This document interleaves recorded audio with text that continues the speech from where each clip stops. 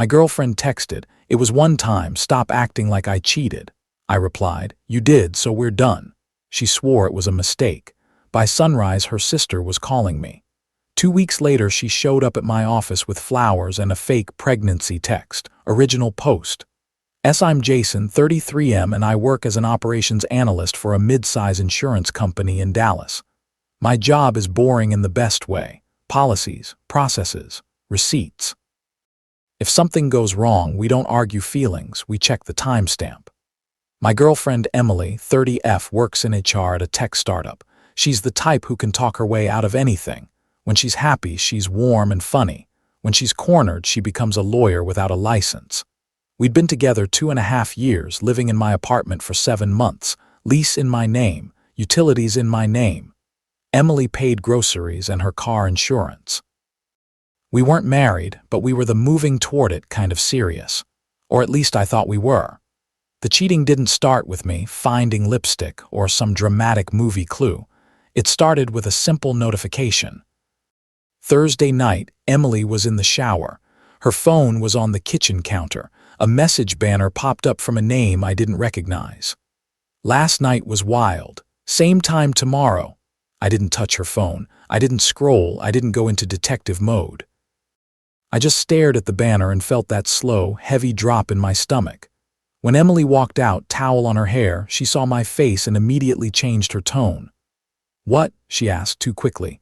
I said calm, "Who's Ryan?" She blinked once, then laughed, a short, sharp laugh, like she could laugh the question away. "A coworker," she said. "He jokes." I nodded. "Okay, show me." Her eyes narrowed. "Show you what?" "The text," I said, same tone. "Open it." Emily's hand tightened on her phone. She didn't open anything. She didn't even pretend to. Instead, she hit me with the oldest move in the book. "Why are you going through my phone?" I wasn't, but I could see the script forming in her head. If she could make me the villain, she could stay the victim. "I didn't go through your phone," I said. "A banner popped up. I asked a question." She rolled her eyes like I was annoying. "You're being paranoid." That's when I knew. Not because she cheated, because she didn't care how it looked. She cared about control of the narrative. I said, "Emily, I'm asking once. Show me." She walked past me into the living room, sat down like she was exhausted by me, and started typing fast. Then she texted me while we were in the same apartment. "It was one time, stop acting like I cheated." I stared at my own screen and felt something click into place. The wording. The defensiveness. The way she tried to minimize it before I even accused her. She already knew what she'd done. And she wanted me to accept the smallest version of it, so I replied, not angry, just clean. "You did, so we're done." I sent it. Then I took a screenshot immediately. Not to be petty, to be accurate. Emily stood up like I'd insulted her in public. "You're seriously dumping me over one mistake," she snapped. I nodded once. "I'm ending it because you lied, minimized, and blamed me for noticing." Then she tried to flip the table. "You don't get to act perfect," she said. "You've been distant." There it was, the justification. If she could make it my fault, she didn't have to face what she did. I didn't argue. I didn't list my good boyfriend resume. I just said, "We're done." Then I did what I always do when life gets chaotic. I got organized. I opened a notes app and wrote a timeline, date, time, the exact banner, her exact text. My reply, then I emailed it to myself. Subject line, Emily timeline. I packed her things the same night, not trash bags, no shouting, suitcases and boxes. Her clothes folded into 2 large suitcases she brought when she moved in.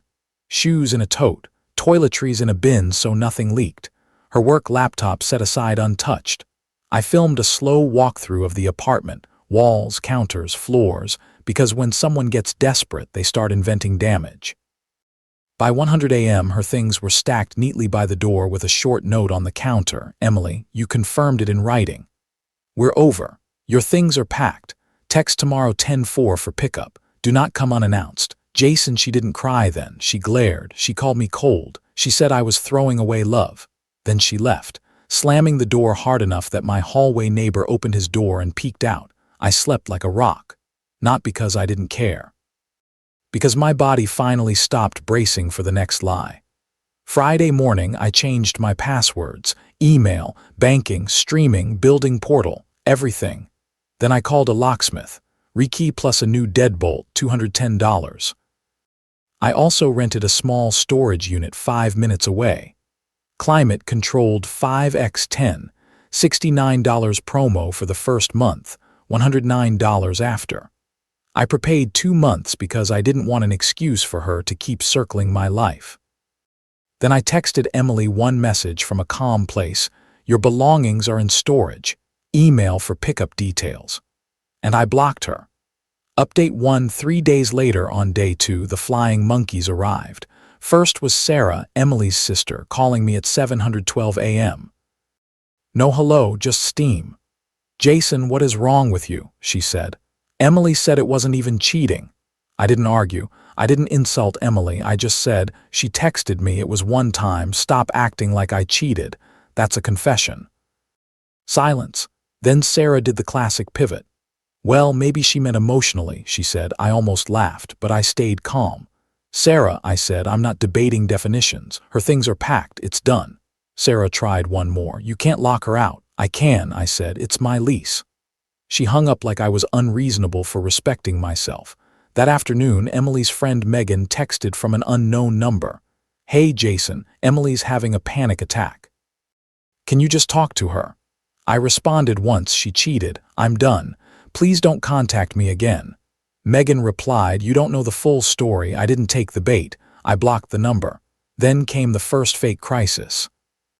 At 2:08 a.m., an unknown number texted, "Emily is at the ER. Call back now. No hospital name, no department, no last name, just a hook." I didn't panic. I called the main line of the nearest hospital anyway. No Emily. Nothing. 10 minutes later, I got an email from Emily. "Wow, you really don't care if I'm hurt." That's when I realized something important. She wasn't trying to reconcile. She was trying to test whether she still had control. So I replied with one sentence, "Stop sending fake emergencies. This is being saved." The next day, Emily showed up at my apartment while I was at work. My doorbell camera caught it. She tried her key. It didn't work. She knocked softly at first, then harder, then stepped back like she was waiting for an audience. My building manager called me. "There's a woman outside your door saying you changed the locks," she said. I emailed the manager the screenshot. The exact text Emily sent. The time stamp. The manager replied, "Understood, will note she's not authorized." That night, Emily sent a Venmo request for $1240 labeled "Rent I covered." She never paid rent, not once. She paid groceries, that was it. I declined the request and wrote, "Not accurate, do not contact me." Then I made a folder on my laptop called Emily. Inside, screenshots, doorbell clips, voicemail downloads, the Venmo request, and my timeline email. Because I could feel where this was going. People who hate consequences always try to turn them into a lawsuit. Update 2, about 2.5 weeks later. 2.5 weeks later, Emily showed up at my job, not my home, not the storage unit, my job. I work in a building with a front desk and badge access. My coworker Olivia messaged me, "Your girlfriend is in the lobby with flowers." My girlfriend, like the breakup never happened. I asked my manager Daniel to walk with me because I wasn't meeting Emily alone. Not in a lobby, not in a hallway, not ever again. Emily stood there holding a bouquet and wearing the soft face, the apology costume. "Jason," she said quietly, "I just want to talk." I didn't take the flowers. "You need to leave." Her smile tightened. "Can we not do this here?" "You came here," I said. Then she did something wild. She pulled out her phone and said, "I'll show you everything. I'll prove it meant nothing." Daniel shifted next to me. "Ma'am, you can't do this here." Emily ignored him, eyes locked on me. "Ryan was a mistake," she said. "One time I was drunk, I panicked." Then she added, like it was my job to comfort her, "I thought you'd fight for me." That line landed like ice. She cheated and she wanted me to perform love by tolerating it. I said calm, "Love isn't proving you can survive disrespect." Emily's eyes flashed. The soft face dropped. "You're acting like you're better than me," she snapped. Daniel stepped forward. "Ma'am, you need to leave or security will escort you." Emily leaned in just a little and hissed, "I can ruin you." Security walked her out. 2 hours later, HR emailed me. A concerned tip came from an anonymous Gmail address claiming I was unstable after a breakup and might harm myself. It was written like compassion, but it was poison. HR asked if I was okay. I said, "I'm fine. This is harassment." Then I forwarded the email to myself and added it to the folder. That evening, the fake pregnancy message hit. A new number texted, "Emily is pregnant. She said it's yours. She's scared." I felt my stomach flip, not because I believed it, because I recognized the tactic. Big enough to force contact, emotional enough to make you cave. I replied once, "If this is real, send a doctor's office name and a call-back number. Otherwise, stop." Then I blocked it. Within minutes, Emily emailed me, "You're really going to abandon your baby?" I read it twice. Then I opened my calendar and did math. We hadn't been intimate in over a month before the breakup. Her timeline didn't even fit her own story. So I replied, "Don't use pregnancy as a threat. This is being documented." The next day, she shifted again. Now she claimed I stole her grandmother's necklace, something I'd never seen in my life. She emailed, "Return my necklace today or I'm filing a police report." I didn't argue. I replied, "Your jewelry was packed in box 4. Pickup can be scheduled with a third party present." Then I hired a lawyer. Consult, $350. The lawyer looked at my folders, screenshots, doorbell footage, HR email, fake ER text, fake pregnancy angle, property claim, and said, "You're doing the right thing. You're building a pattern." He drafted a cease and desist letter, certified mail. Signature required. Total, $420. Emily signed for it, and violated it 2 days later by showing up at my gym at 600 a.m., pretending she just happened to be there. She waited by the entrance like it was a movie scene. I didn't speak to her. I told the front desk, "She's not with me. Please ask her to leave." She cried loud enough for people to look, then walked out with her chin up like she'd been wronged. The gym manager filed an incident report and told me I could request a trespass notice if she returned. That's when I filed my police report for harassment, not because I expected handcuffs, because I needed an official report number attached to the pattern. And while all this was happening, my life kept moving. I got selected to lead a new internal project because I stayed steady at work. No drama, no distractions, just calm execution. And I went on a quiet coffee date with Ava, a friend of Olivia's. Normal conversation, no performance. When I mentioned my ex's "prove you love me" behavior, Ava said, "That's not love, that's control." It felt like air. Final update: about 2 months later, court was on a Wednesday morning. I filed for a protective order after the workplace incident, the gym incident, and the continued contact after the cease and desist. I showed up with my lawyer and a binder so thick the clerk raised an eyebrow. Text screenshots. Doorbell camera clips, HR email, certified mail receipt, police report number, gym incident report, Venmo requests, fake ER text, fake pregnancy angle. Emily showed up dressed conservative, hair neat, voice soft, like a reset button. Her lawyer said, "My client just wants closure." The judge asked Emily a simple question: "Why did you continue contacting him after being told to stop?" Emily tried the gentle voice.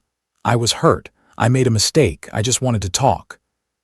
My lawyer handed the judge the printed screenshot first. It was one time, "Stop acting like I cheated." The judge read it slowly, then looked up. "Ma'am," the judge said, "that's not a misunderstanding. That's you acknowledging cheating." Emily's mouth opened, then closed. Then my lawyer played the voicemail where Emily said, "I can ruin you." The courtroom got quiet. The judge paused the audio and asked, "Why would you say that?" Emily cried fast, "Convenient. I didn't mean it. I was emotional." The judge didn't raise their voice, just said facts. "You contacted his workplace. You used third parties. You sent misleading emergency messages. You persisted after a legal notice. That is harassment." Order granted. 1 year. No contact. No third-party contact. Stay away from my home, workplace, and gym. After court, Emily didn't approach me. She walked out quickly, eyes down, like the story finally didn't work on the one person who mattered. 2 weeks later, I got a call from Karen, Emily's mom. I let it go to voicemail, but her message wasn't angry. "Jason," she said quietly, "I saw the paperwork. I'm sorry. I wish she had handled this differently." I didn't call back. Not because I'm cruel, because I'm done being pulled into their orbit. A couple months later, my apartment feels like mine again. Quiet, simple. No walking on eggshells, no interrogations disguised as reassurance. Ava and I are still seeing each other. Slowly, healthy pace. She doesn't ask for my passwords. She asks what time I'm free this weekend. That's what love looks like when it isn't trying to own you. Here's the lesson I learned the clean way: cheating hurts, but the lying after is what breaks you. The minimizing, the blame, the fake crises, the way they try to make you prove love by accepting disrespect. Real love doesn't demand you swallow betrayal to keep the peace. Real love is peace. If you've ever been cheated on or gaslit after finding out, drop your story or your opinion in the comments. And if you want more relationship stories like this, subscribe, like, and share this with someone who needs it.